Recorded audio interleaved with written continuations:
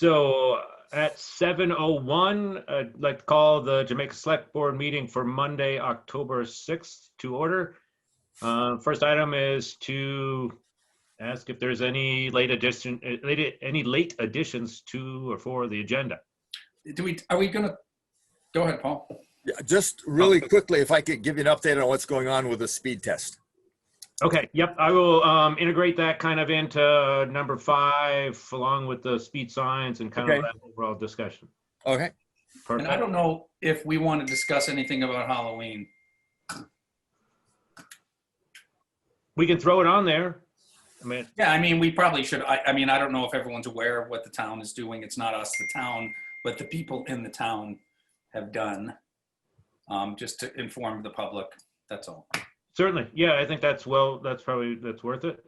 And then I also had one too. We've had a request for usage of the town hall and just kind of said no, so to speak. We'll entertain these as they come. So, okay, anything else? All right, so first item on the agenda is to approve the minutes from our last meeting of October 12th. Paul. I have two little things, if I may.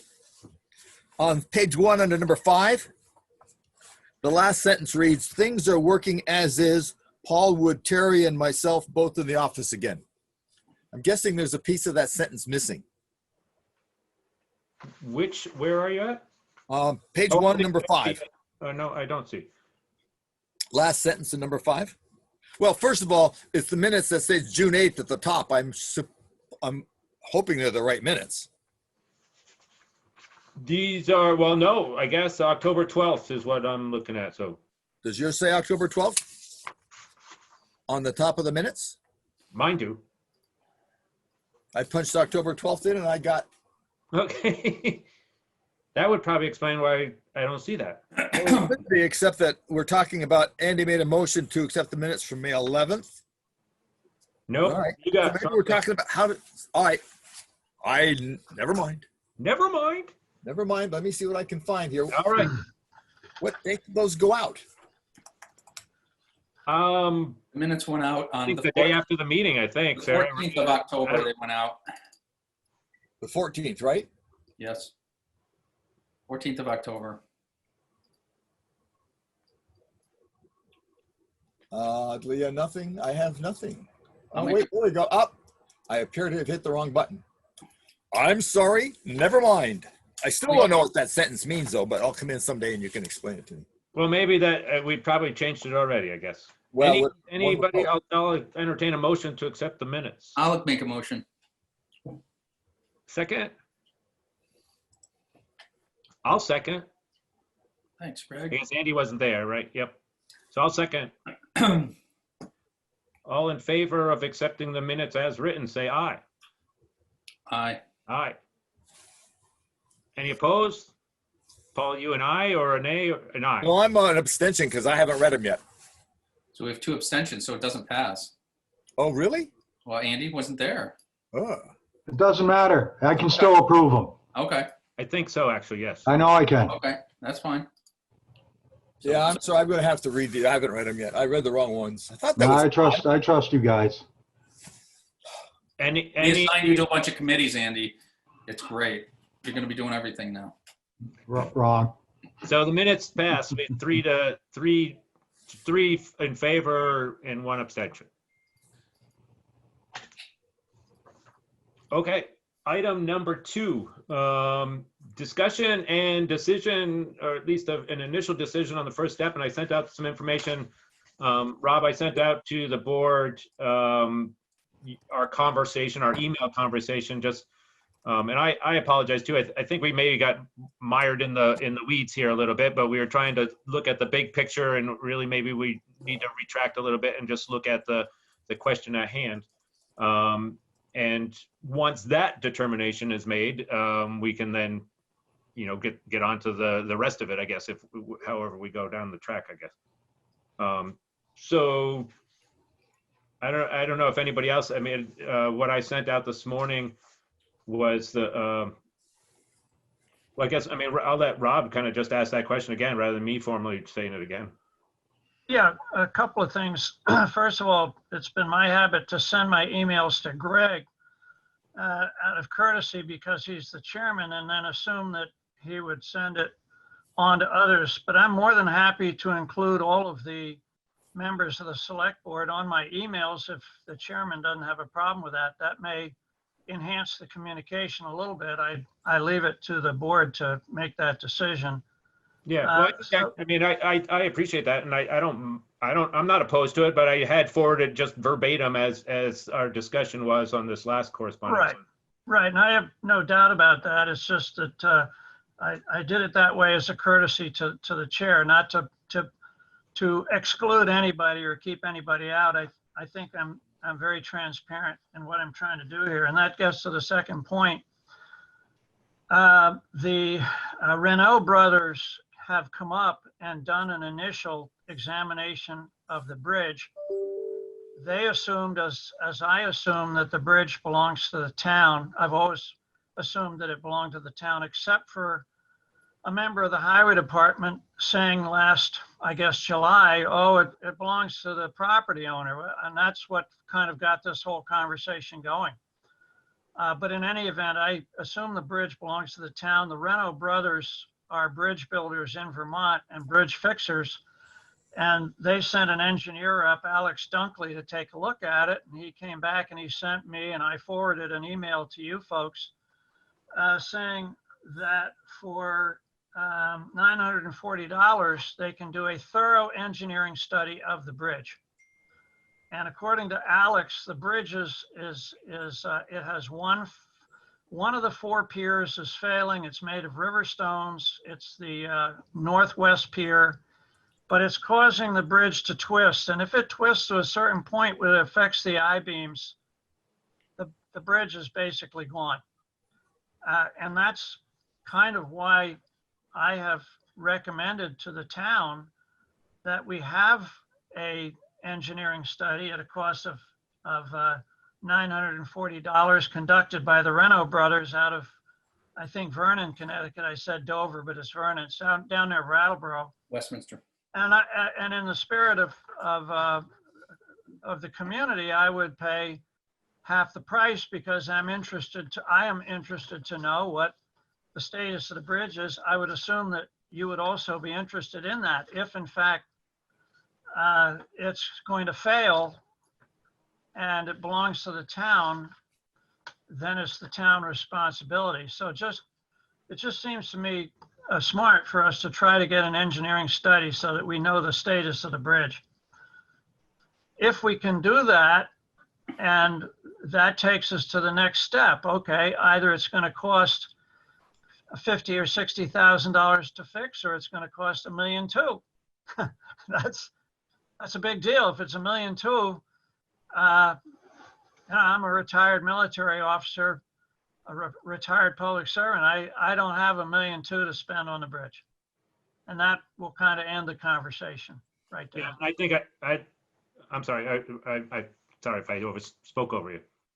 Yeah. So if it's a price that comes within my range, then I would request of the town that they convey or quitclaim the bridge to me, and I will fix it up to the point where it can be used for logging purposes and access to the larger property. If that is not agreeable to the town, then we're sort of back where we started. But my initial request is for assistance in paying the Renault brothers to do an engineering study. And I've already sent them a check for $470. Yeah. So I would ask of the Board of Selectmen that they approve an equal amount to the Renault brothers to conduct a thorough engineering study. And I would gather from my experiences being first selectman in the town of Stonington, the town of Jamaica has a certain process. You probably have a Board of Finance or a financial officer who would have to engage with the Renault brothers to make sure that the engineering study is done appropriately and within the scope of what the town requires of something of that sort. Yeah, so I guess I wanted to add, and I know part of the reason that this discussion kind of went a different loop was that there was legitimate concern, not just based on what the highway department person said, but concern whether the town actually did own the bridge. And some of that goes back to, in 2015, there was, some people refer to it as an Ancient Roads Act, but it was basically an abandoned roads. And the state passed, though, I don't know the terminology, but those all reverted back to the adjacent landowners if they were not formally put on the road map. But this bridge didn't fit that criteria because it was originally on the road map, has been on the road map since sometime between 1931 and 1941.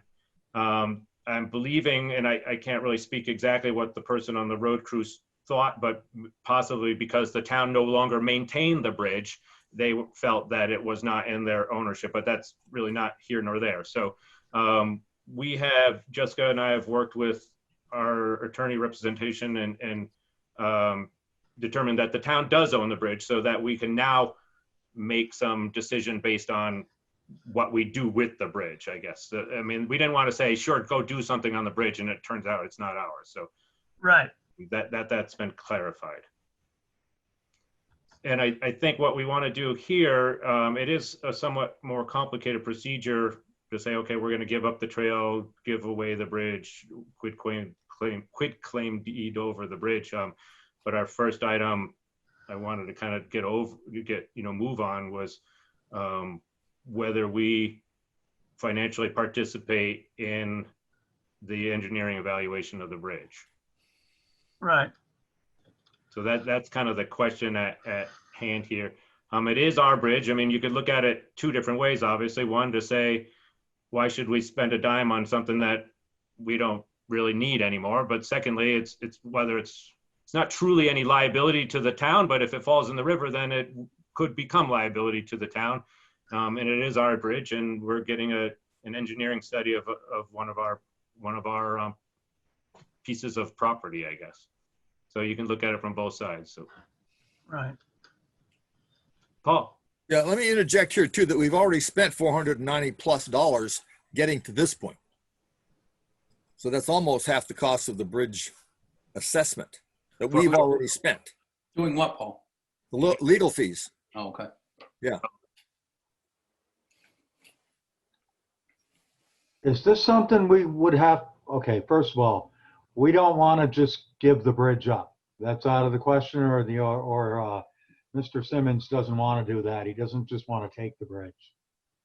Well, Personally, it's not much of a town trail, and we're not using it. He could have it. Right. We could Right just now. get it done now, right?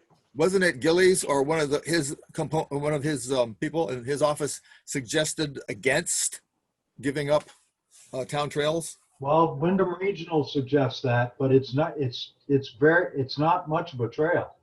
Right. It's basically just access to his property.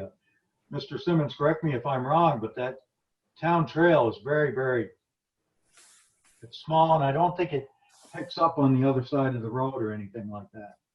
No. The map that I have of all of the town roads and trails, which is somewhat dated, shows that the bridge is part of the trail and approximately 50 feet on the other side, which was essentially the Rawson driveway to their front porch.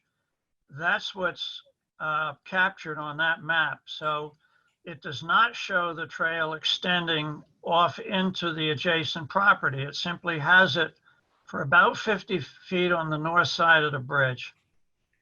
Yeah, and I think that's correct. And I think Wyndham Regional, as a matter of overall policy, it advised against just, willy-nilly giving up a trail because of the public access and domain and whatever those things are. But this one is, I don't know if you want to use the word, fairly insignificant as far as access of trail and recreational or any other kind of. If I could put it in perspective, the bridge itself is approximately 70 feet long. The portion of the trail on the north side is about 50 feet. So the biggest piece of the trail is the bridge. Yeah, and I think that's a good question, Andy. I mean, whether we say, okay, just move to the next step. And Well, I mean, or we could, you know, absorb some of the costs, because if the thing sits there for another 20 years, it's just going to continue to fail, and we'll have to get looked at sometime. I mean, if we have do the engineering study, we'll know, what kind of shape the bridge is in, period. yeah, I think And then- Eric's right. I mean, And I understand then, if I was gonna take possession of that bridge, I would want to know if it was already, if it already had failed or was close to it. I mean, just to get it to come to some resolution for $400 or $500 of something we may have to do later anyway, is just a thought. I have a question. Rob, is it your intention to construct a logging road through the hills there to the bridge? We already have it. The bridge has been used for logging in the past. As the town records show, we have posted bond to use the bridge and received permission for our loggers to use the bridge. So there is a pre-existing network of logging trails on the east side of the property. That's the side of the property that's to the east of the ridge line. We also have logging trails on the west side of the ridge line. The west side of the ridge line allows us to log downhill across what is called the Sage Hill Bridge. And whenever the forester and whenever the logger are logging, they prefer to drag downhill. It's easier, it costs a lot less fuel. It's more cost effective. So what has happened is, by losing access to the Rawson Bridge, I've lost access to the logging on the east side of the ridge line. But no, those logging trails are already there, and we try to maintain. I haven't maintained them in the last couple of years because we haven't been allowed to log. But normally I would maintain them so people can hike and they can hunt and cross country ski or whatever they want to do on the property. I don't post the property. Well, I guess my question has to do with what's existing as a town trail compared to what's existing as logging roads. Are they on one of the same piece of dirt, or are they separate? They're separate. When I bought the Rawson place, the understanding was that I would be allowed to use the trail. They were the primary user of the bridge and of the 50-foot trail because it went up to their house. Mm-hmm. That house has been there for, I'm told, since 1820 or 30. There was a pre-existing bridge. I have a photo of it dating back to the 1880s. It was a wooden bridge. But now the logging activity would take place and would cross that bridge and cross that 50-foot section of their property. And that was part of the deal when I bought the property, that they would allow that. I gave them a lease for life, which they were very happy about. You gave that to whom? To the Rawson, Bill and Nell Rawson, who lived in that house. They worked for Pearl Buck. Okay. Just another point of information, or maybe misinformation.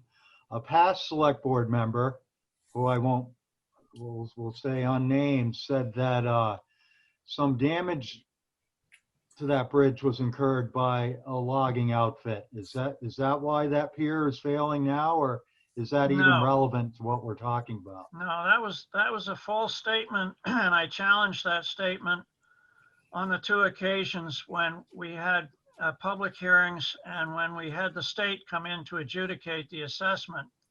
If you go to the highway department and look at the state inspection of the bridges, you will see that in 2005, 6, and 7, I believe those are the dates, the state remarked that that piling was failing and that it needed to be repaired. The individual you're talking about criticized me on the 2008 logging where we used the bridge, and that was after Attorney Gillies closed the bridge, or had the town close the bridge in 2010. And that's when that false rumor was circulated. It's simply not true.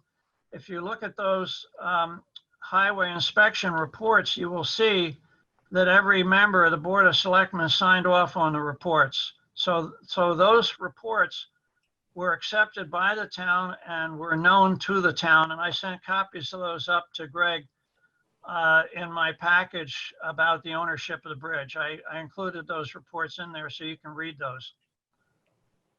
That By board- the way, that- just that so you board- know, in 2008, we posted bond to use the bridge. The town approved the use of the bridge. They took the bond, and when the logging was over, they came back, inspected the bridge, and released the bond. So the failure of that column preceded that logging operation.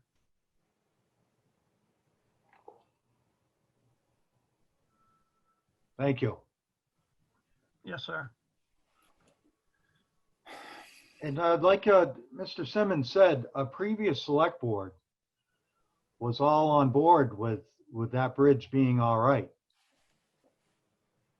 You know, The had previous been inspected. select board on 3 occasions signed off on the state report, knowing that that piling was failing. And then after those reports were signed, they allowed us to use it. We posted bond, we used it. And, you know, we have no interest of hauling logs over a bridge that's going to fall in the river. Right. Somebody That's could what I'm get kind killed. of getting at. Yeah, And I no, imagine it somebody got could be worse. killed. It's just not worth it. I imagine it got worse and after Irene and through all the other, every year it continues to get worse. So that's. You're absolutely right. It's the only piling that is made of river stones.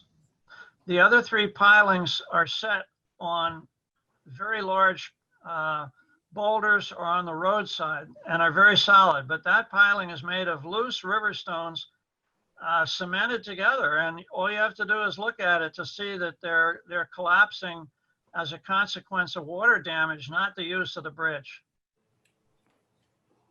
So as I see it, we have one of 2 choices here. Either we agree to pay the $400 and some to do the inspection, or, well, there's other options, but, or we just give them the bridge and we quit claim it to them. I can't accept the bridge unless I know what its status is. Okay. That's a given, That's a good because question then. Yeah. I could be accepting $1 million worth of liability. So I can't go into it blind. Okay. What, Oh, that's- Greg, I appreciate the thought, Tom. what if it falls, no pun intended, what if it falls somewhere in between there, like money-wise? Then what's gonna happen? Well, if I accept responsibility for the bridge, then I am responsible for it. I carry liability insurance on the stewardship forest property, even though it's not used extensively. I would certainly have to put liability insurance onto the bridge and then try to improve it and fix it to the point where I can bring trucks across it. That would be the goal and objective. Okay. But if it's going to cost me $500,000, game over. I can't do it. I don't have that kind of money. I'm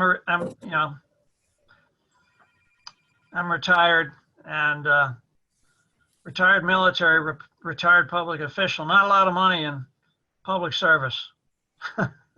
No. So could I just ask the board, what is the feeling of, are we like worried or concerned about spending $400 or $500 more to find out where this bridge is at, or is that, is it the principle of that, or what?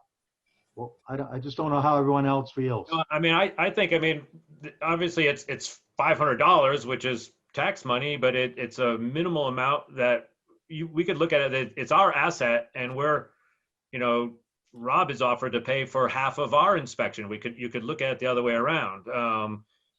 And to have this knowledge, I think, is worthwhile.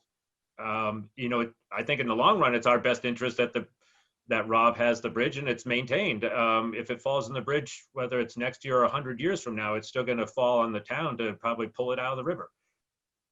That's how I see it. That's my thought. Paul. Yeah, my thoughts at this point are that we've spent $500 already on lawyer's fees, finding out who owns it. In my mind, it seems like another $500 to seal the deal is going to bring us up to $1,000. But what's going to happen with that is we get some solid answers. We don't spend any more of our time wishy-washing around. We give Rob, who is the primary beneficiary of this, an answer that he can live with, and gives us a sense of what we can do with that bridge or not do with it. But it does present us with, shelling out another $500 to answer the condition of the bridge now that we've spent $500 to find out it's ours. And in theory, if he's able to make this logging operation work, I can see that could be a benefit to the community in the sense that industry in our little town is hard to come by. Nothing personal, Rob. We're going to tax the hell out of you is what I'm talking about. Well, No, we're not. the reason No. the assessment went down, Paul, as you know, is because I lost access to my property. I mean, I've always Exactly. I paid know my that. taxes, but when I lost access to the property and it put my stewardship forest in jeopardy, I really had no choice but to appeal the assessment. I recall that. I know it completely. I'm only partly joking because, of course, then the property becomes more value. But the truth of the matter is it does make it a productive chunk of Jamaica where we are short supply of productive chunks of Jamaica. Right. How much exactly is it to split this with Or Mr. Simmons? it was in that email. $470. $470. Yeah, $470. Would be half. I move that we,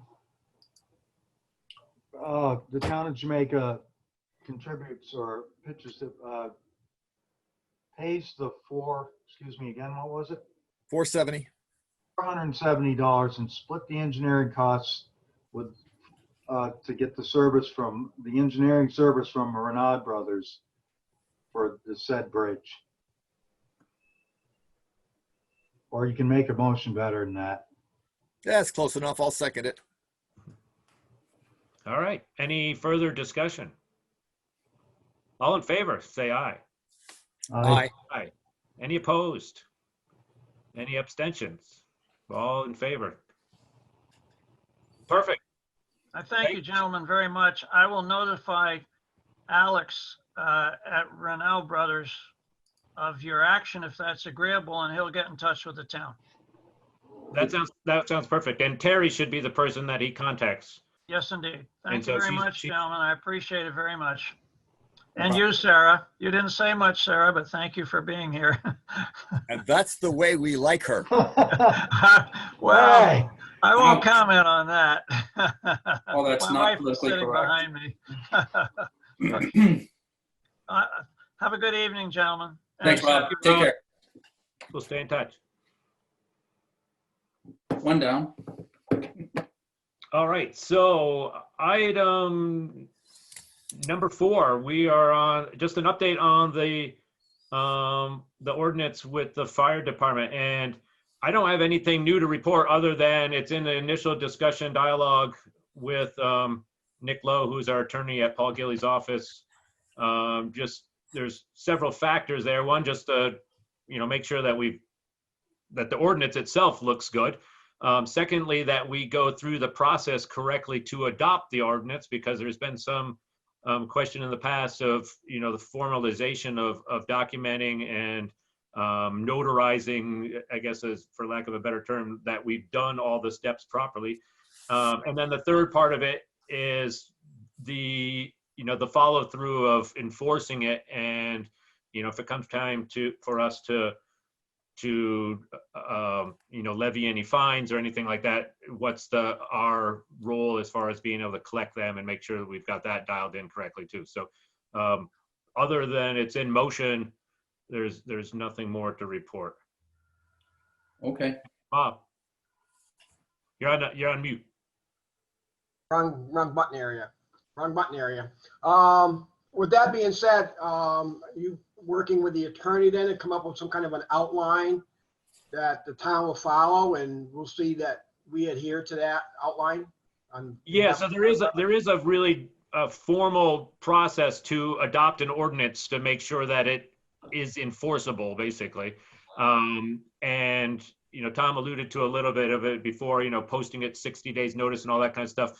But you also do have to notarize each one of those steps to show that you actually did post it in the 5 locations and that you ran it in the newspaper and that it was up for 30 days or whatever the case is. So that should be part of it, and I'll make sure that we have those steps in line, know everything that we need to do, and make sure that we back it up so that it's done in time, so to speak. I mean, basically the ball's rolling. We'll move it as quick as possible, which probably will take a good part of the next 2 months, just to go through all those steps. So our goal will be the beginning of the year, and we'll see how it goes.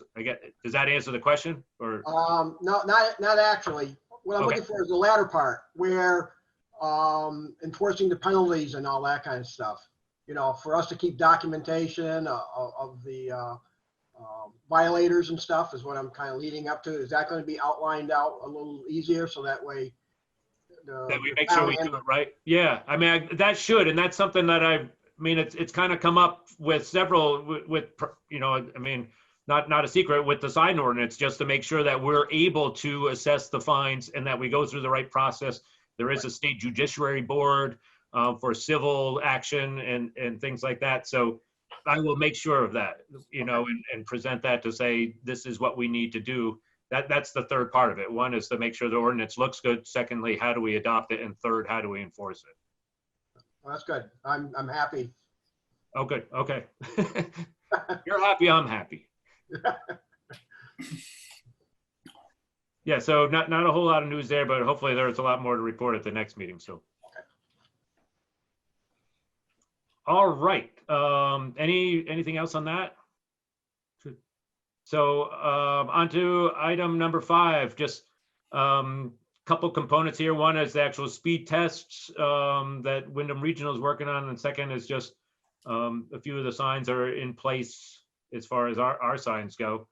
I have not heard back where our permit is as far as getting them installed on Route 30. Kind of anxious to get those in there. But I don't know, Paul, do you want to give an update or just talk to the speed test thing that you put out there first? Sure. Yeah, we Wyndham Regional and I went out and put out the speed tests. We had one on Pikes Falls, one up on South Hill, and another one on Depot Street. At any rate, they were down there for about 6 days before they pulled up. It included a weekend, but it was the weekend immediately after the 3-day holiday. So it was pretty quiet. She thought that, I talked to the woman who did that. She thought that they had enough for information, and then they needed to move it to Marlboro, after which they're going to pull it back up to the shop and get all the information. So we haven't had our information from the ones that we did pulled off the machine yet. I guess it accumulates it. But she said it's right now it's down in Marlboro. They're running another one. As soon as that's done, that's the last one. And then they're going to be able to give us a report. Exactly when, she didn't say, and I didn't press her for it. My thought was that was the quietest weekend we'd seen in a very, very long time in front of my house. I don't know what it's like down in front of your houses, but if that thing's going to come back. Going on. Yeah. Yeah. But I think the one thing is, it's data and it's statistics, and it's may be helpful. Percentages that they're looking at, and a percentage of 10 people versus a percentage of 100 people, hopefully will give similar results. I mean, obviously there's got to be enough data there to analyze it, but I hope that we'd still get some good indicators out of it. Same thing's going to be happening with our signs, the regular speed signs. We're going to have to start looking at the data, and I understand one of the signs has been moved. I think one of the things we're going to want to do is not to keep moving them around so frequently, because we're going to make sure that we do gather relevant data on each one of them. So I want to speak to that though, because I believe that the new location of that sign is not a good location. And let me tell you why I don't think it's a good location. First off, I drive down the street a lot, and I will grant it that where the original location was way too close to Route 30, this location is way too far from the downhill. When people are speeding up going down the hill, you're already past Travis's driveway before the sign even clicks on. and I've tested this numerous times. I live right there. Also, because of the location on the bridge, you can't put a 25-mile-an-hour speed sign below it because the bridge pylon's in the way.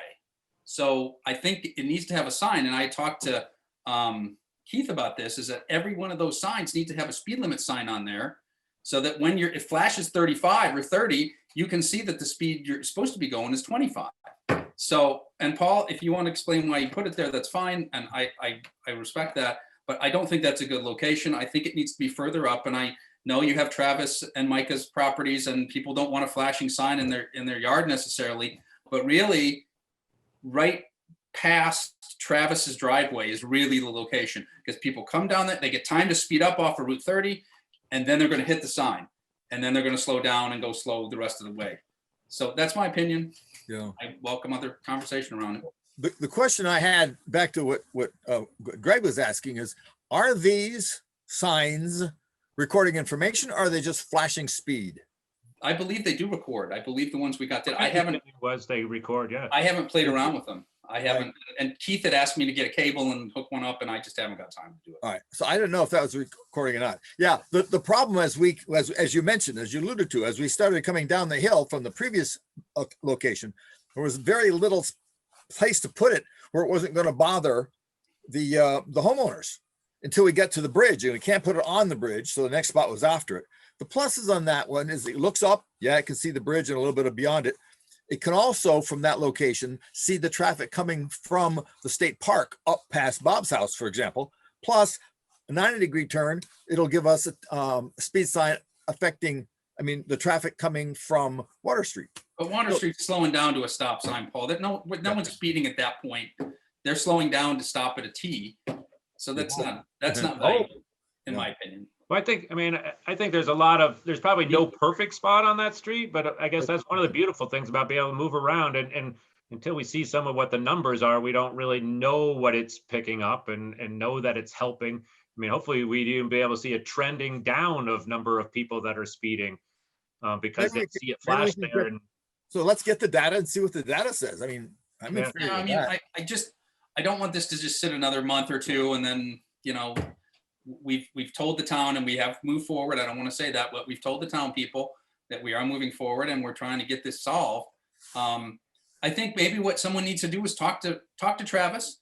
He was very vocal in the meeting with us about we need to slow things down and say, hey, okay, well, you might have a sign then. You might have a speed sign sitting right past your driveway. And is that okay? And is there a way we can turn it off at night so it's not, after 9 o'clock it doesn't flash? I know that's not that now because I've been testing it out, and if you drive by it even at 10 o'clock at night, it does click on.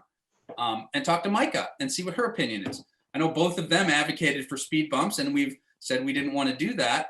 To say, okay, are you guys willing? You want the traffic to slow down. It has to be if it's going to be effective, it needs to be in the right location. That's my take on it. And again, I come down that hill and I can get up to 35 miles an hour before that sign even clicks on. And already you're past Robinson's house, you're past Travis's house, you're past Micah's house pretty much, and Hazel. And those are the people who had come to us and said, and I know Bob, you had as well, but those are the people who came to us and said, people are speeding too quickly down this hill. And basically that's great, but what we're installing isn't going to remedy that. That is not my experience with that sign. Okay. I respect what you just said, but first of all, the first sign where it was, every time I met someone, I'm not saying it was in a good place. Every time I met someone, there's a 25 in front of that where it was first installed. And I saw people looking at their speedometer and hitting their brakes. They're just slowing down. Anytime you see one of those, you slow down. That thing picks up my truck. If I just roll down the hill, I'm easily hitting 25. And it picks me up way back, like as soon as I get down past, like right even with the red house, it lights up. Another thing it does is it constantly all night long pulsates blue. The blue light is always pulsating. I don't know if it goes in anyone's window, but I think another thing I can say is I do house checks on 101 right across from Micah's. I sat there in my truck. I watched people set that, the data will show, it'll set that sign off over 25, more times than not. That's just my observance. I Yeah, don't know I why don't it's not know. picking up your car, Tom, because It's not picking up my it car. sets off my radar as soon as I turn down by 3 Mountain Inn. And then it lights up right by the guy by Micah's house.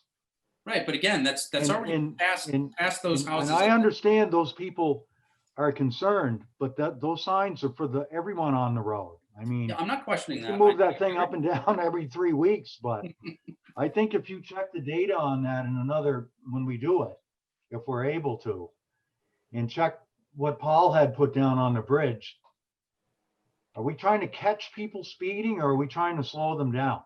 Trying to slow them down before they That really get up sign to speed. in either place slows them down. Okay, I know it does me. I mean, but I'm saying, where's it going to start? Because again, I'm just going from what my experience, Andy, and I'm not questioning. Your trucks are a lot higher up. Maybe the Could be. beam is higher up, so it picks your truck up before it picks up my car. I don't know. I mean, I drive your same Charger. with the smart cards from the sheriff's department. They pick up radar, like when it was at the graveyard, that starts to work way down on the corner, like Yeah. by Dashi's old house. It doesn't read out, but it's drawn in data. It's recording that. So I don't know if our signs are capable of that. I thought they were when we I read the believe that they are, information. yeah. But I I'm just not getting think the that, same- I think that's better than where it was because it ambushes you there Right. when it was up on the hill. But like I said, I saw out-of-staters looking under their steering wheel, because the sign went off. That's just an observance, probably 3 different times. Again, I don't think once they pass the sign though, and to Bob, I don't want them speeding up around Bob's house either. I think once you slow down, it's in your head. They don't speed back up. It's not like they're going to pass that That's what it sign. looked like. So I'm going to gun it and go.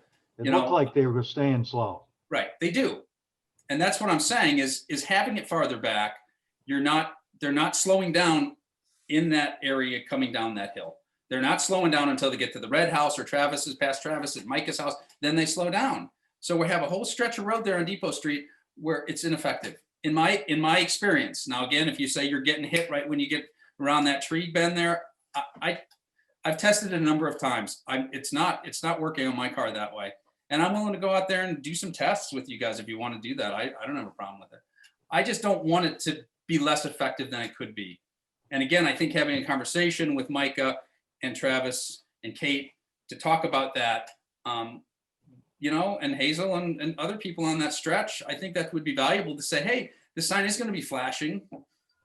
And, but if that's that trade-off, you're going to have the flashing sign, but it's going to slow the traffic down. Yeah, definitely, I think that's worth having that conversation with them. And neither one of the spots is probably perfect, but they're probably both good. Maybe one better than the other. I don't know, for different reasons.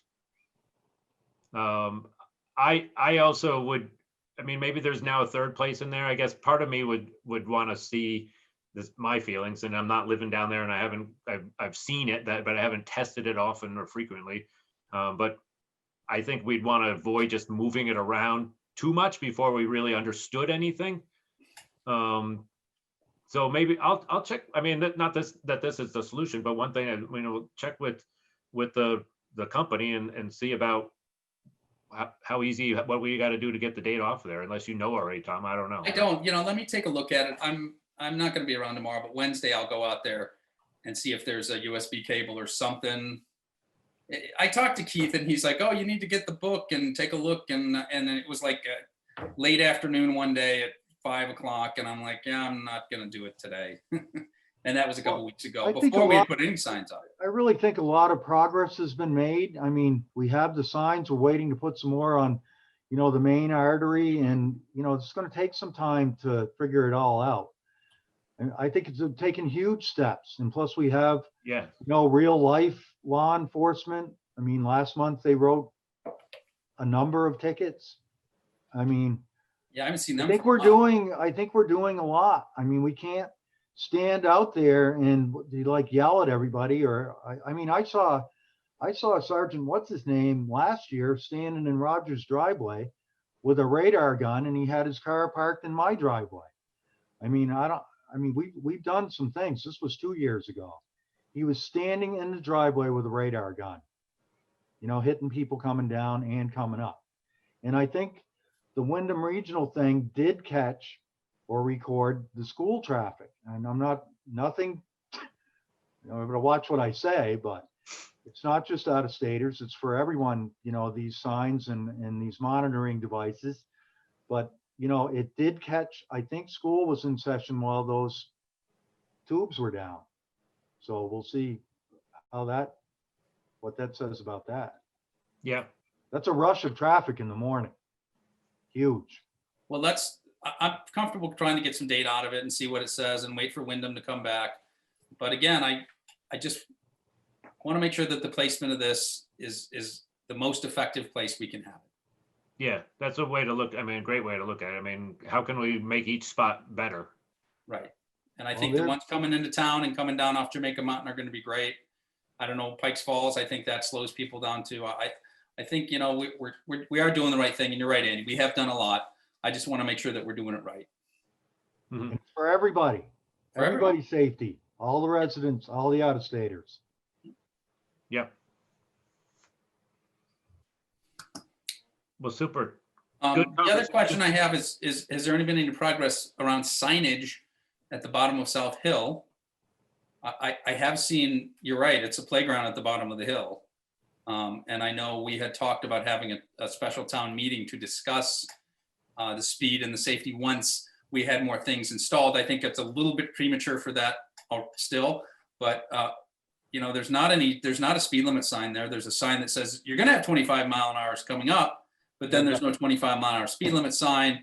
And we had talked about having Keith, put in a sign, thickly settled or whatever. I know that was one we said that may need some other legal classification around, but just to say, slow coming into the village, something to, I don't know what the exact wording would be or what sign we'd exactly get.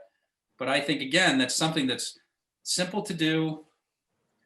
And, it's just something, or even put a 25 mile an hour speed limit sign up. So even if someone's flying down, at least they see it rather than just flying into town and, kids on bikes and That's a whatever, good, they foot carts and stuff, they're all over the place. It's really, and if your parents who are living on that stretch, it's really important, with the new pavement, flying down, cars are going to be flying down that hill. We're trying to fix this stuff, but you got to watch your kids and make sure they're not playing in the middle of the road.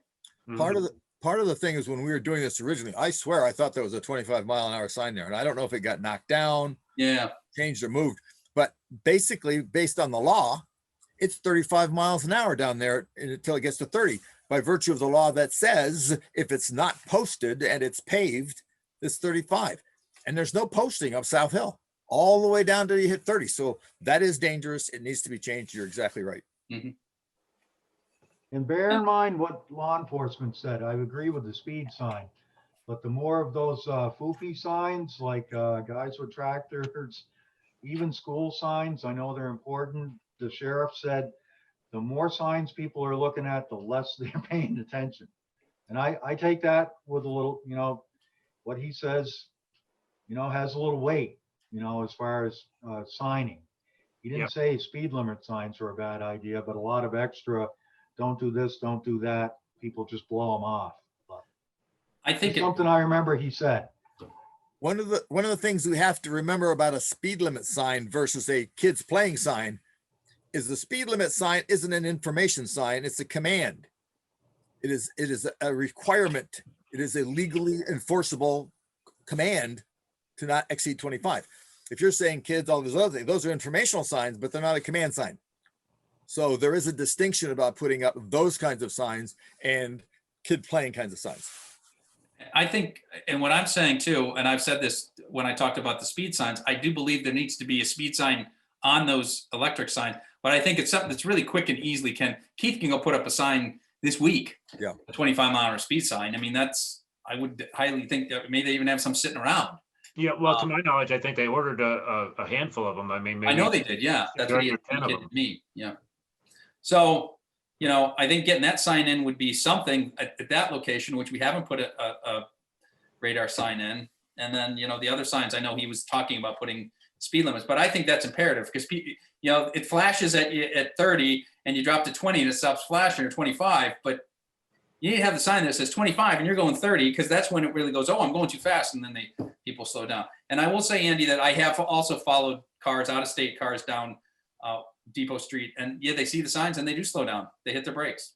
So Yeah, it does because work. they think they're getting a ticket. Yeah, it does work. Good. Yep, good.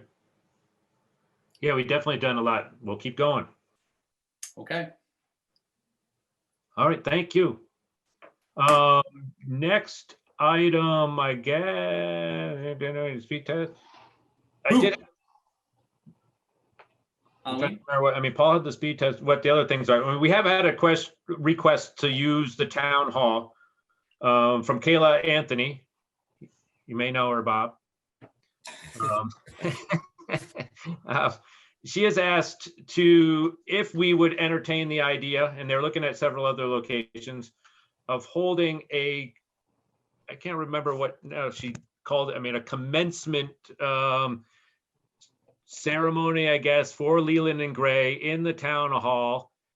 She had said Wednesday. I'm not sure if it's this coming Wednesday, for an induction ceremony.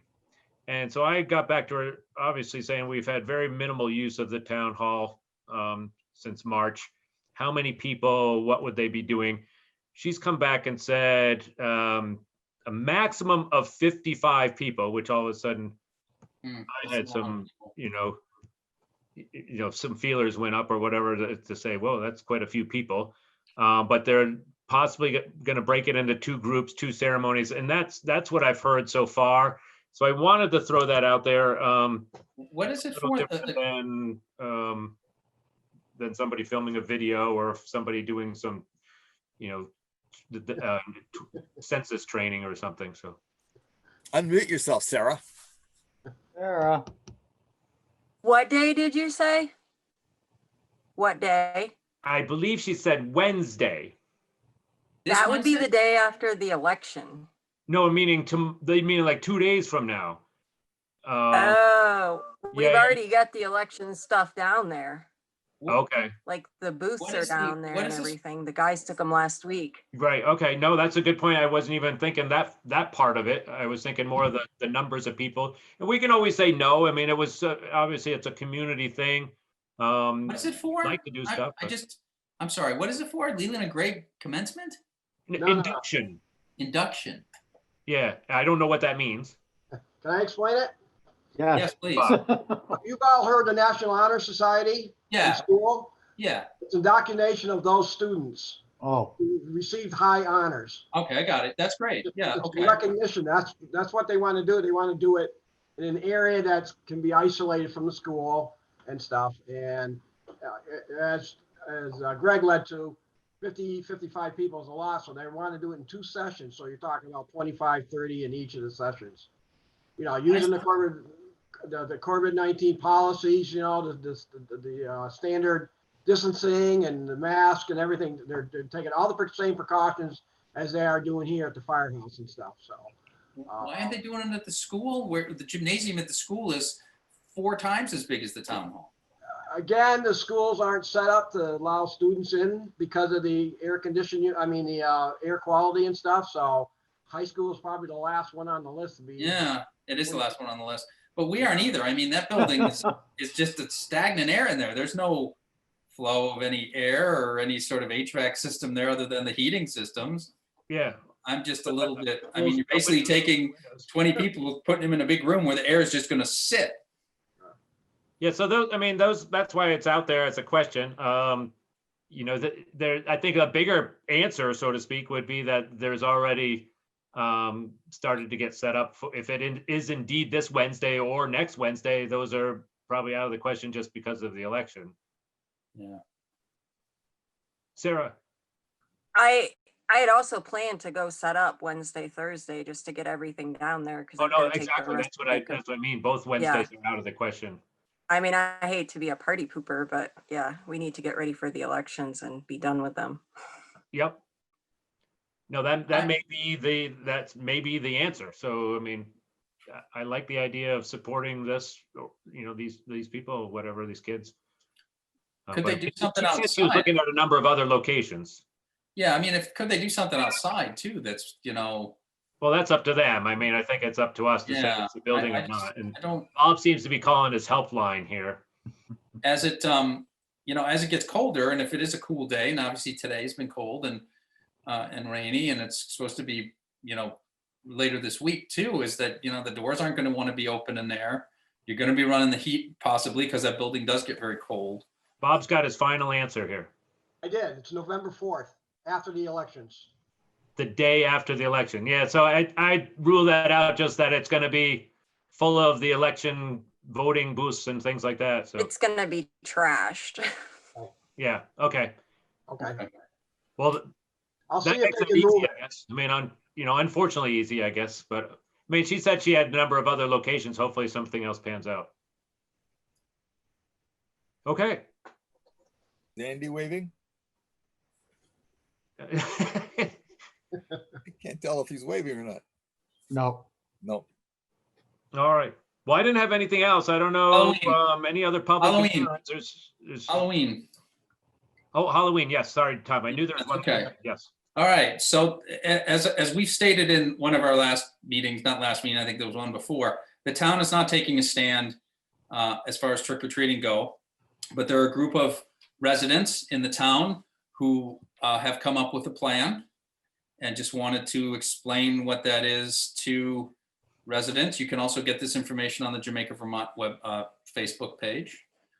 Trick or treating will be on Saturday, which is Halloween, 5 p.m. to 8 p.m. Everyone needs to be wearing a mask. The parking for the event will be at the Masonic Hall.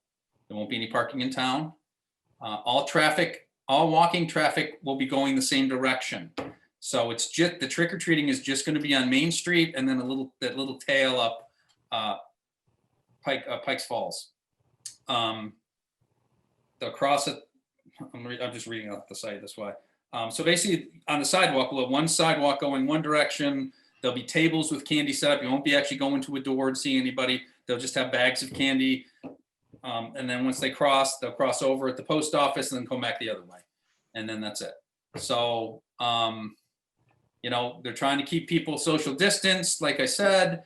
They really don't want people going down Depot Street and or Water Street. I mean, I don't know how we can police that, but that's really what they're trying to do. And again, this is really just for the kids. So the kids can get out in their costumes and walk up and down and get some candy. So,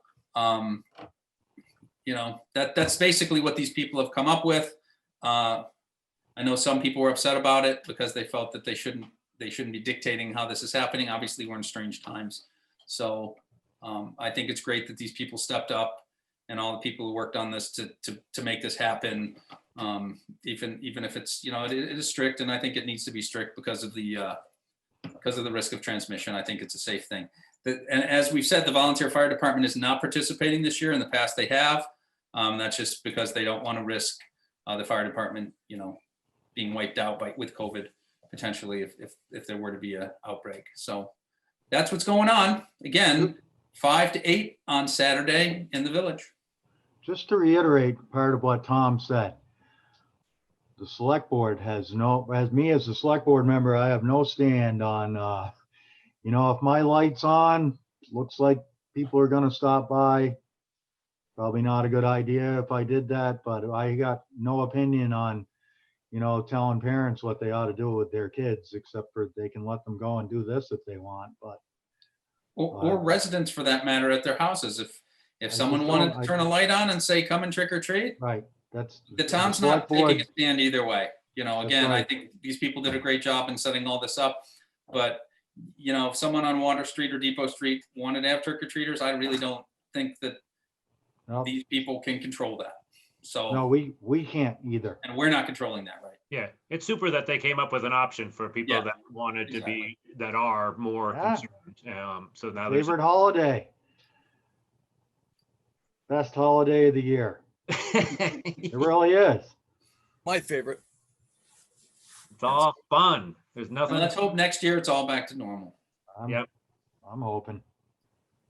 Well, okay. All right. I guess just the standard stuff, just review the pay orders and stuff. I didn't talk to Terry today. I'm assuming they're posted up there, pay orders, Yeah, they are. the I took a look at them. timesheet. The So one notable payment was the paving bill got paid, That was the big bill.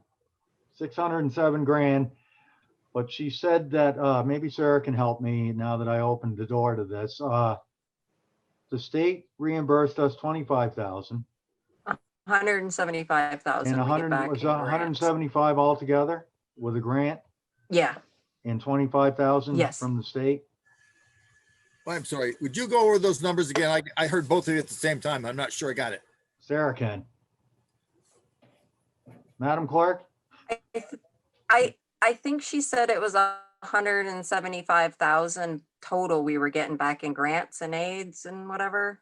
I think you're right. But So- I think that's what she said to Andy. All right, so you're saying it costs 600,000, we get 175 back. Yes. No. I thought my memory served me badly then, because I thought there was a significant more proportion of it was covered by the state than what we were putting into it. But I haven't talked to Terry in a long time, so I'm not sure what I was thinking. I was thinking that too, but I don't know the numbers off the top of my head. Well, that was the most notable payment. And I have to say, the roads look awfully nice. If you want to see somebody who actually votes on whether it was nice or not, get out here and watch the Stratton Mountain cross-country ski team practicing up and down Pikes I Falls saw on their them. little roller skis.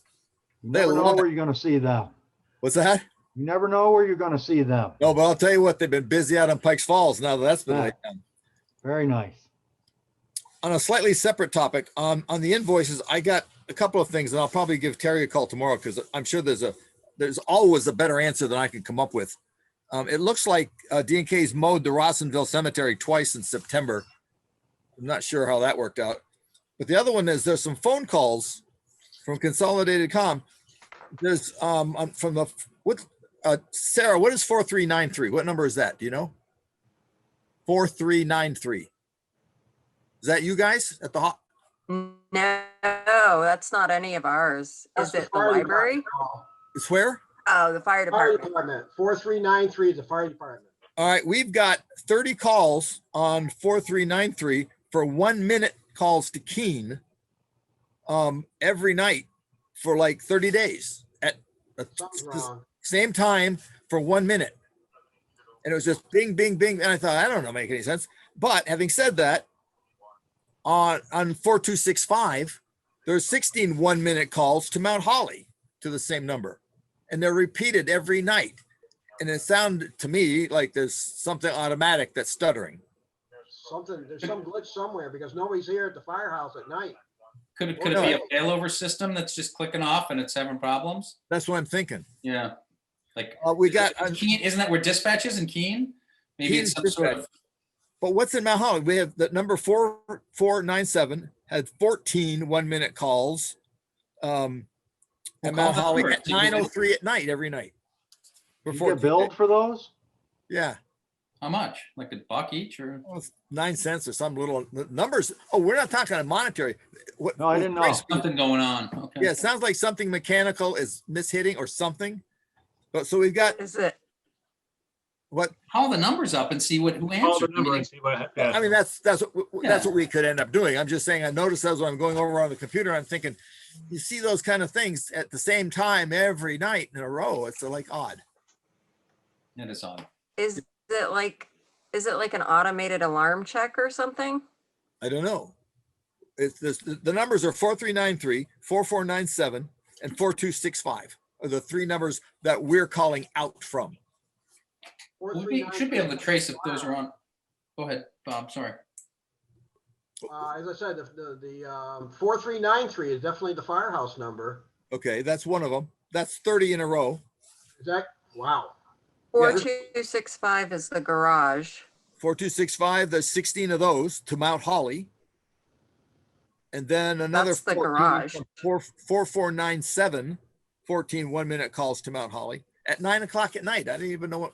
You know, Would it have I'm wondering if it's anything to do with the Xfinity or Yes. Comcast being out on the lines and the wires and stuff. Because they've been here in the yard a few times, but that's been Yeah. like daytime stuff. it was the same time every night for a month. Yeah, there's a glitch. And it might be, let me say this, it might be going on before and subsequent. I only saw 30 days of it because that was in tonight's bill.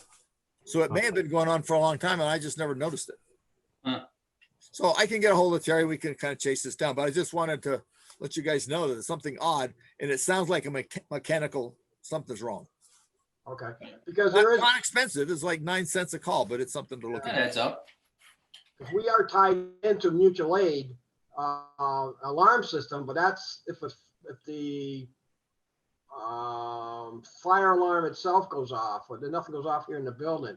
But this system is disarmed. I checked with Alan Pike a while ago, this summer, because I saw it said disarmed. So really, we're not armed over here, for calls. But they do monitor it over in the Keene station. So whether it might be something with the alarm system, that's There something may just be, there may be some automatic testing, Bing, just to make sure. Maybe perfectly legitimate. It's just something that seems odd. So I'll talk to Terry. Yeah, check in with Terry, definitely.